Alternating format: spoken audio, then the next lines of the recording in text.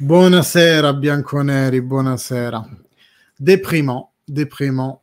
Pazza Juve parce que je ne peux pas l'appeler autrement. Une équipe qui est capable de remonter à deux reprises contre l'Inter dimanche et après de faire un match aussi anonyme, du moins, allez, la première mi-temps, c'est sûr, c'était un match hyper anonyme. Et puis le restant du match, quand même, le Parme a continué à avoir ses opportunités. Je vous l'avais dit au début du live, c'est une équipe qui a une réelle force dans les contres. C'était un peu leur arme contre nous, justement, qui avons du mal avec les équipes qui se ferment en défense et qui après repartent. C'était leur force, ils l'ont très bien exploité. Avantage à la troisième minute, comme vous voyez d'ici, qui naît d'un corner qui pourtant semblait assez anodin. Et c'est les deux centraux qui, après un centre, l'un fait la tour, l'autre la met dans la lucarne. Compliqué aussi pour Di Gregorio d'y arriver, mais c'est tous les marquages avaient sauté pendant qu'eux, ils faisaient le tour de balle de gauche à droite. Ensuite, Weston McKennie, il la remis sur les rails de tête, lui qui a toujours un bon sens de l'insertion, un bon sens du coup de tête, voilà, elle arrive à la mettre sur les rails, mais Simon Holm redonne l'avantage au Parma, et c'est qu'en deuxième mi-temps, avec encore une fois une percussion de Conceição qui est servie par Thuram, qui lui aussi fait une belle percée dans l'axe. Après, il sert Conceição. C'est lui-ci centre pour Weah, exactement comme le but qu'on avait mis contre l'Inter dimanche dernier, pour le 2 partout. Et après, c'est un match, très honnêtement, qui me fait dire chapeau au Parma, malgré nos propres défections à nous. Attention, ça veut pas dire que nous, on a bien joué, mais il faut reconnaître que le Parma a su bien exploiter nos faiblesses, notamment les contres. Il y avait aux alentours de la 80e minute une dizaine de minutes où il y avait plus de milieu de terrain dans les deux équipes, ça allait de droite à gauche, on aurait dit un match de tennis, tous les schémas avaient sauté et le Parma nous a tenu tête et jusqu'au dernier moment, ils ont continué à avoir des opportunités pour amener le score de leur côté. Regardez, nous, on a eu 62% de possession de balles, mais la possession, elle est jolie, t'en fais rien. Sur final, tu la mets pas au fond du filet. On a quand même plus de frappes totales, 24-12. On a cadré tous les deux 5 fois. Mais moi, j'ai la nette impression que leurs opportunités ont été plus évidentes. La toute dernière, je ne sais plus lequel de leurs joueurs qui se retrouve en contre 1 versus Di Gregorio qui arrive à contrebattre en tombant, quoi. Donc, voilà, on a certes la fatigue même psychologique du derby d'Italia qui doit nous suivre, c'est sûr, jusqu'à aujourd'hui.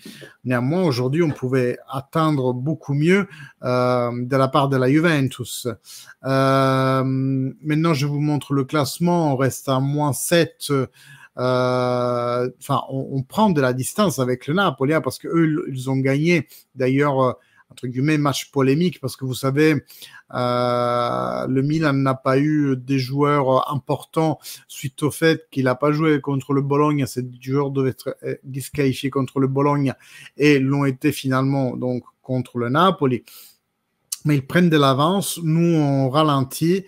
Voilà, l'Atalanta, je viens de voir, elle a gagné aussi. Donc, la victoire, si vous voulez, non, enfin, je dis la victoire parce que le 4 partout a été quand même une sorte de victoire, on va pas se le cacher. Mais non, c'est le match nul contre l'Inter aurait eu réellement une valeur si aujourd'hui tu avais tranquillo ramené les 3 points à la maison. Ça n'a pas été le cas. Les choses qui me semblent évidentes à dire, et sûrement que j'enforce les portes ouvertes, mais cette équipe sans Bremer a perdu une solidité défensive que pour autant faisait la renommée de cette Juventus dans l'Europe entière. On était la seule équipe à avoir pas encore encaissé de but sur action, parce que vous vous souvenez, celui contre le Cagliari, c'était un penalty. Et puis, après Stuttgart, on n'a pas arrêté, quoi. Aujourd'hui, on prend un nombre incroyable de buts et surtout des buts stupides.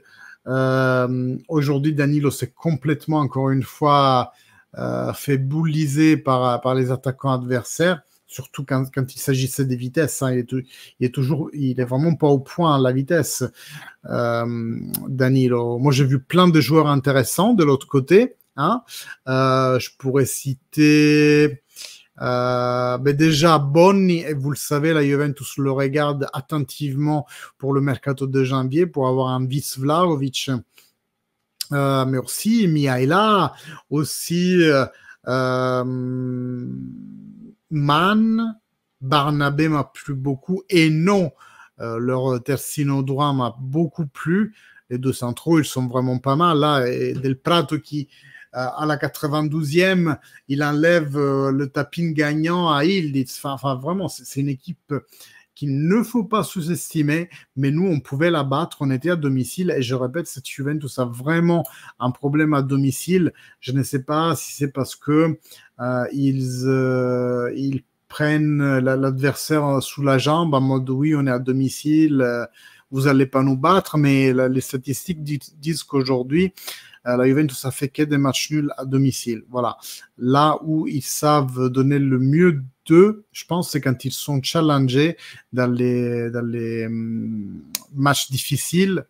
Ils donnent le 120% d'eux. Aujourd'hui, premier mi-temps à oublier. Et encore une fois, notamment pour Danilo. Cambiaso aussi, mon Dieu, au début, j'arrêtais pas de dire Cambiaso, mauvaise passe, etc. Voilà, c'est une équipe qui doit se ressaisir parce qu'elle a des potentialités de malade. Moi, je crois beaucoup en le projet de Thiago Motta, mais on doit vraiment trouver les armes pour contourner les défenses trop enfermées en mode tortue. On doit être plus rapide dans l'exécution de nos actions. On manque encore de quelque chose, clairement. Et aujourd'hui, je pense que c'est le match qui révèle un peu l'identité de cette première Juventus de Thiago Motta, parce que bien entendu, il y en aura d'autres Juventus, le projet ne s'arrête pas ici. Moi, je suis pour que Thiago Motta reste toute cette année et même toute la prochaine. Donnons le temps à Thiago Motta de nous donner une Juventus qui joue bien et qui amène des résultats ensemble, les deux enfin ensemble, et après on le crucifiera si ça n'est pas le cas dans un an et demi. Parce que je vous lis dans le chat, je sais que vous êtes énervés, j'en ai au moins 2 ou 3 dont je sais qu'ils n'aiment pas ce que Thiago Motta est en train de faire. Je vous lis et je sais ce que vous pensez. Moi, je dis juste, donnons-lui du temps. C'est le 13e, je crois, match de Thiago Motta avec des défections importantes. C'est pas parce qu'aujourd'hui, comme Maynard, ça fait les 20 minutes finales que faut considérer qu'on a tout l'effectif sur le terrain. Cette Juventus doit trouver sa voie. Et il trouvera sa voie uniquement si nous, tifosi, lui donnons le temps. C'est le seul choix que l'on ait à ce jour. Je passe à vous lire. Saïku, j'en ai marre des nuls, et oui, vergognosi tout simplement, nous dit Fabrizio Di Marco. Je profite pour vous remercier de la présence sur les 3 plateformes, hein, YouTube, Twitch et TikTok. N'hésitez pas, hein, le petit like, le petit commentaire, vos interactions servent à faire connaître la chaîne de plus en plus de Juventini francophones. Aujourd'hui, vous avez été beaucoup, donc de nouveau. Jean-Christophe, dehors Danilo. Ça y est, on est parti avec les Danilo out. Pas fan de Motta et des recrues. Lippi, je sais. Hormis Conceição, oui, Conceição, il faut à tout prix que dans le mercato de janvier, on mette sur la table ces 30 millions. Lippi qui nous dit Stuttgart nous a bougé à domicile et Parma nous a bougé. Est venu de série B, c'est pareil. Dominique Cobre, la Juventus c'est une équipe intéressante, j'espère qu'elle sera européenne. Elle est déjà, parce qu'elle galère quand même moins en Champions League, du moins jusqu'au Stuttgart, qu'en campionato. faire des matchs nuls à domicile contre Cagliari et Parme, ce sont des gros points perdus. Ben, Empoli aussi. Il faut se concentrer sur le terrain, pas sur le classement. Toutes les équipes qui vont venir à Turin vont jouer à 200%. Ben, aujourd'hui, ce qu'on peut dire, c'est que le Parme avait vraiment eu du cran. Parce que même une petite équipe qui vient à Torino batailler, elle le fait, elle passe à l'avantage, d'accord, c'est cool, mais après, il se ferme en défense. Alors que le Parme, s'il faut lui accorder un crédit, hormis le bon jeu qu'ils ont montré, c'est que jusqu'à la fin, ils étaient là à vouloir la gagner, quoi. Attention au LOSC, et oui, dans une semaine et demie, on aura aussi le retour en Champions League.